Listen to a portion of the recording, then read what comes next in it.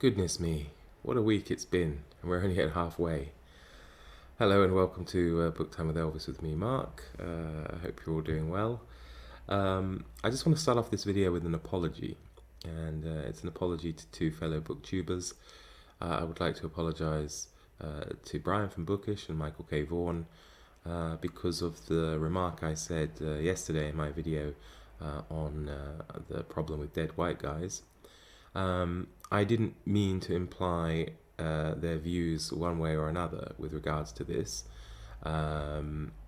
Basically, the only reason I mention them, and I knew after I'd done it really that probably I shouldn't have, and I know now that that's the case.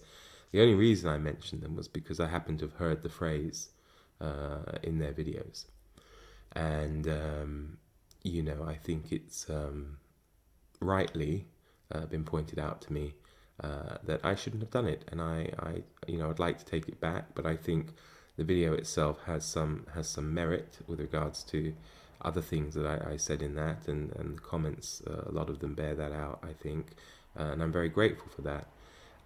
However, of course, I wouldn't want to upset anybody, so once again, I really offer my apologies to both Brian and Michael for either putting words into their mouths or suggesting things that shouldn't have been suggested, and if they were, it was inadvertent. And as I say, my only issue with mentioning them was because I'd heard that phrase for like the third time in a video I'd watched this week, and it was part of the catalyst for me making that video. And I just want to reiterate again that my issue, of course, has not with anything to do with people's diversity in reading. I think diversity in reading is a wonderful thing, and everybody's at liberty to read what they want, and to be diverse in your reading is commendable. Absolutely, I think it's something we all strive for in many ways. Really my issue is just that phrase.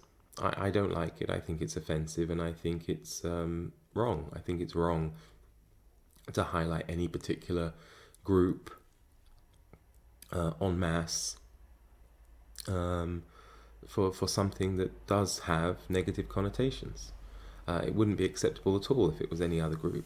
It wouldn't be, and everybody knows that. But it does seem that people are quite happy to say this, and it's unfair to lump all of them together. Dead white men, a lot of them did do terrible things. They are responsible for institutions like slavery in the Americas. But dead white men and dead white women, did a lot towards the abolition of such institutions, as well as joining in the civil rights movement in the United States. And to put them all together, just in the negative light, is to me wrong, and that's why I have a problem with that phrase. I think perhaps it would be nicer if people came up with a different way of expressing not wanting to read books by people who are seen to have done bad things, and not to lump them together. I mean, after all, the abolitionist William Wilberforce would probably be mortified that he's lumped together with an arch-imperialist such as Rudyard Kipling, for example. And so I just don't think it's helpful. I don't think it's helpful because it does upset people. People can be protective over their reading. Nobody likes to see authors they enjoy the work of maligned for things other than perhaps their literary merit. But all that being said, I like to think I've read diversely, and I want to continue reading more diversely. I'm not limited to reading books by deceased white males. I'm not at all. I've been very lucky in my life to have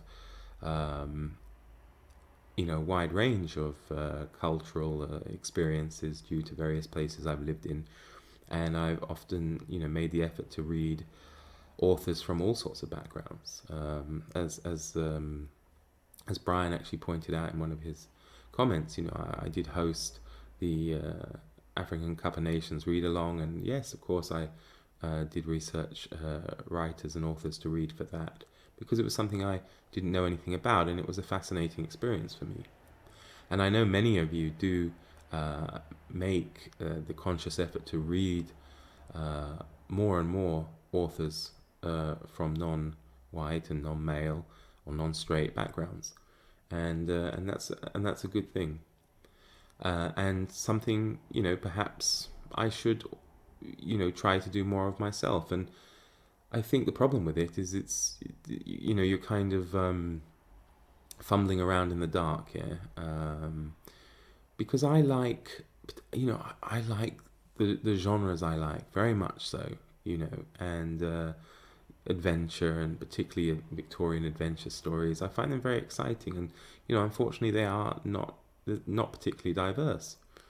But as I said, I have a very open mind, and I think I would really be appreciative if you know, if you watch this channel regularly, if you know the type of things that I like, then please, by all means, take a moment now in the comments to recommend some authors to me, some books to me that may be just outside my normal reading. You know, that's why we're here, of course, isn't it? To read books and find new books and good books. And I'm open to good books and good stories by anybody. You know, a three-headed Martian could have written a fantastic novel that I don't know about, and I'd like you to tell me about it and recommend it to me, and recommend it to other people who look through the comments. I mean, that's the way I think this issue is going to be resolved, not by using such a controversial phrase as, I think, dead white men, dead white guys, dead white dudes, whatever you want. You know, we should push for more works to be translated into English, because it is, you know, the reason of this imbalance is, of course, English being a global language, its culture is permeated throughout the world, and you know, as we said, because of those historical reasons, the bulk of that work is going to be male and white. So instead of suggesting that that's a negative, or, you know, a reason why you want to read more diverse authors, push for, as I say, more translations. Maybe recommend these books more. I mean, I know a lot of you, of course, do that on your channels, and it is a wonderful thing. It's a great thing, and I, as I said, completely am on board with that.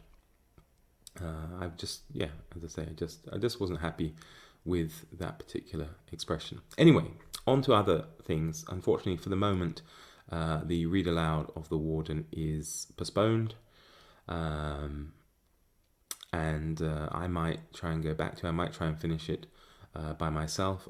It all depends on interest, really. You know, I've got a lot of other things to do, and if the interest isn't there, then you know, if you'll forgive me, I won't just take the time to do it. I'd rather do something else. But it was fun while it lasted, anyway. And yeah, it's been a tough week, I think, in our corner of BookTube for different reasons. I'm sure most of you understand what I mean. But I do hope, as I say, that anyone who took offence at the things I said, or anything I said within that video yesterday, understands that that was completely not my intention. And you know, once again, I reiterate my apology for mentioning both Brian and Michael. And you know, I hope that's all, and we can you know, continue this respectful and important debate. And I must say, I'm very grateful to all the comments that I received. There was nothing offensive, and everyone was very you know, what's the word?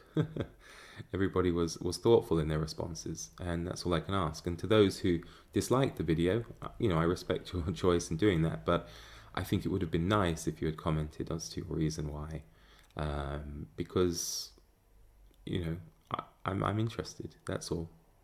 Okay, everybody, that's it from me, and I'm gonna stay away from anything controversial, hopefully, for a bit anyway. And yeah, thank you for watching, and do take care. All the best. Bye bye.